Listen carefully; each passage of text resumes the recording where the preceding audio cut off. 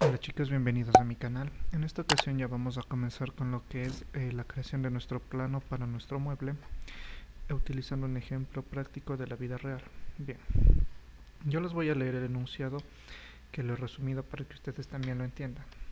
Bien, se necesita fabricar una cómoda para un recién nacido. Ojo aquí, para un recién nacido.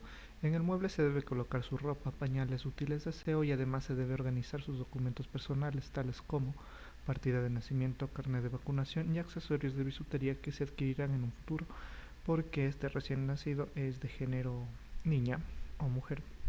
Así que lo más probable es que adquiera aretes, pulseras más adelante. Las medidas disponibles en la habitación es de 1 metro de largo y el presupuesto es reducido. Pues bien, a breves rasgos tenemos un enunciado que no nos presenta muchos datos más que solamente el de recién nacido y el que tiene 1 metro de disponibilidad. Pues bien, estos dos, bueno, un tercer factor también sería el que es una cómoda. Entonces tenemos tres datos de vital importancia. Sabemos que necesitamos realizar una cómoda para quién, para un recién nacido, y que además tenemos a lo mucho disponible 1 metro en la habitación. Bien, yo ya me he acercado a corroborar esta información y más que todo es la información del metro disponible. Pues bien, ¿qué vamos a obtener de estos datos? Como primer dato de vital importancia, en el anterior video entendimos y vimos que un mueble debe ser creado para el usuario final. En este caso va a ser para un bebé o una bebé específicamente. Eh, ¿Qué nomás ya entendemos que va a ser para un bebé? Si es para un bebé, ya sea una cómoda, ya sea en especial una cuna o ya sea algún otro tipo de mueble que sea para la habitación de un bebé, este tipo de muebles, para comenzar, no debe presentar ningún tipo de olor extra cuando nosotros lo entreguemos. No sé si ustedes se han dado cuenta, pero los muebles, cuando son laqueados, no presentan un muy fuerte olor. En especial los muebles que tienden a ser económicos, aunque sean bonitos, tienen un olor muy, pero muy fuerte.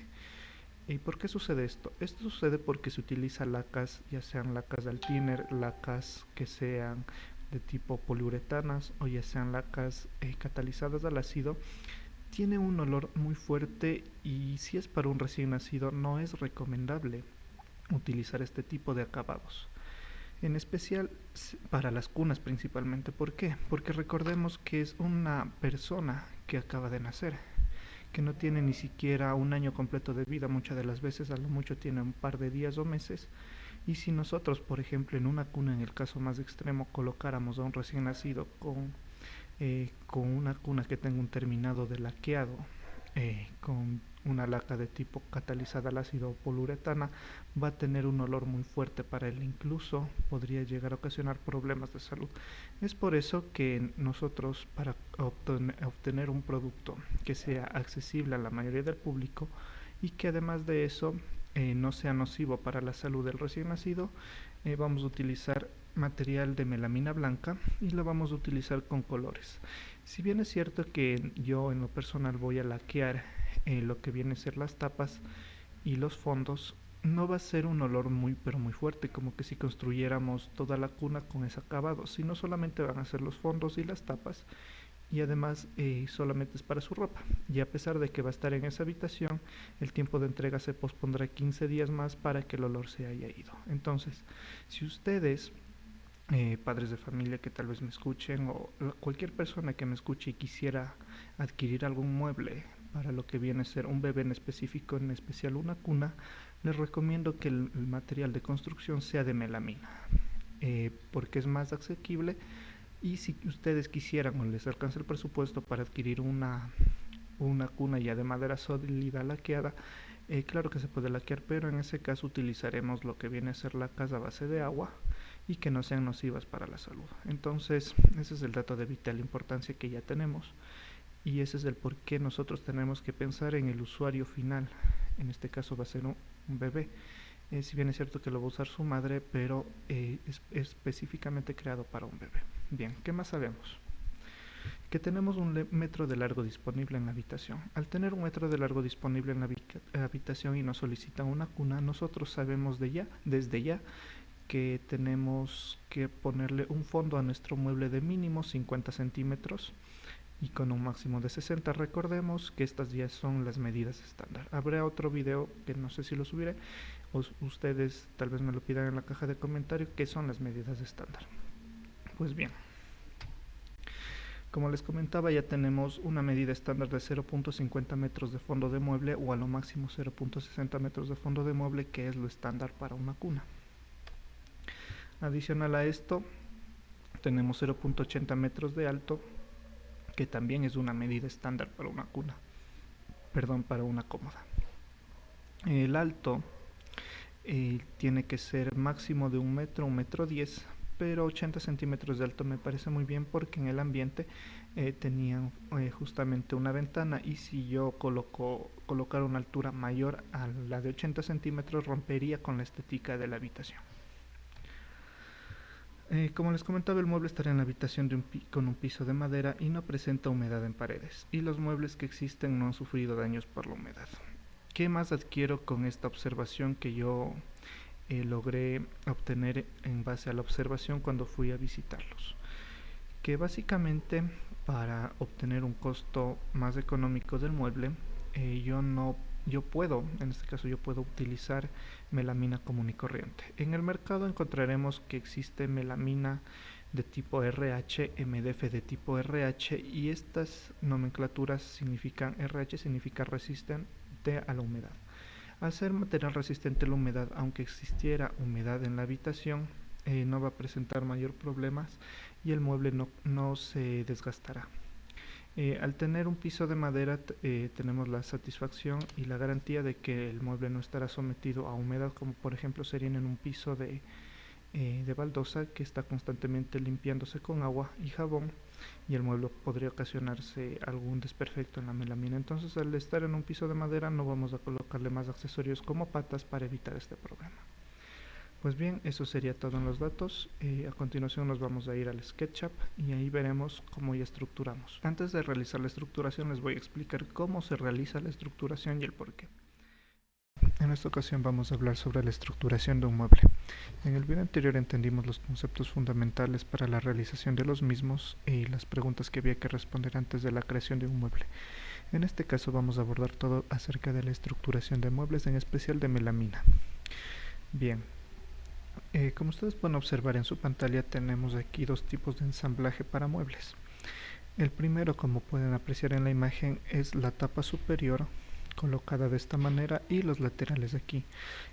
¿Cómo es esta configuración? Pues bien, esta configuración nos permite colocar los tornillos en este sentido. ¿Ok? Y en esta otra configuración, los tornillos nos permiten colocarlos en este sentido de acá. Bien, ¿cuál es la diferencia y cuál es la mejor configuración que vamos a utilizar?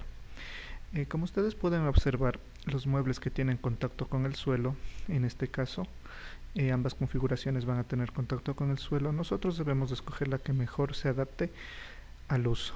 En este caso, la mejor configuración que se puede escoger es esta, la primera de aquí, ya que nos permite colocar los tornillos de esta manera. Pero se preguntan por qué es la mejor configuración y no esta.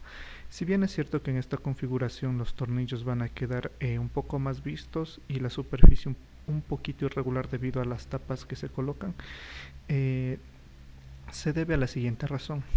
Cuando nosotros, por ejemplo, aplicamos una fuerza F, llámese el peso de nosotros, el peso de otras cosas, son cargas que se aplican de manera puntual, no solamente de manera distribuida. Una carga distribuida, recordemos que son cargas que se aplican alrededor de todo el mueble. Sin embargo, al tener cargas puntuales y distribuidas en este mueble, ¿qué va a pasar? Que mis laterales, al someterse a esfuerzos de compresión, van a trabajar en conjunto con mi tapa superior. ¿Y qué va a pasar? que en el instante que se apliquen las cargas, como tiene contacto con el suelo, lo que va a hacer es trabajar de tal manera que mi material no se rompa o no se rompa tan fácilmente. Si bien es cierto que va a tratar de flectarse, es decir, hacerse una U pronunciada así, antes de romperse, va a tratar de no realizar este proceso. Bien, esa es la primera explicación. Entonces, ¿por qué yo no debo realizar o utilizar esta configuración cuando mi mueble tenga contacto con una superficie? Recordemos que esta superficie va a ser el suelo. No importa qué terminación tenga, es decir, va a ser el contacto directamente el mueble con el suelo. Entonces, ¿por qué yo no debo realizar o utilizar esta configuración? Pues bien, como les comentaba, cuando nosotros colocamos los tornillos de esta manera, van a unir aquí y aquí a nuestro mueble, es decir, va a permitir que los laterales se unan de tal manera que la tapa quede suspendida, pero es aquí donde comienza el problema, porque al yo colocar tornillos que sujeten a la tapa, cuando yo aplique estas fuerzas o estas cargas en mi mueble, ¿qué va a pasar? Los laterales van a trabajar a la mitad de su capacidad. Recordemos que en esta configuración los laterales van a ser comprimidos de tal manera que lo que van a tratar de hacer es que la tapa nada más trate de flectarse o trate de romperse.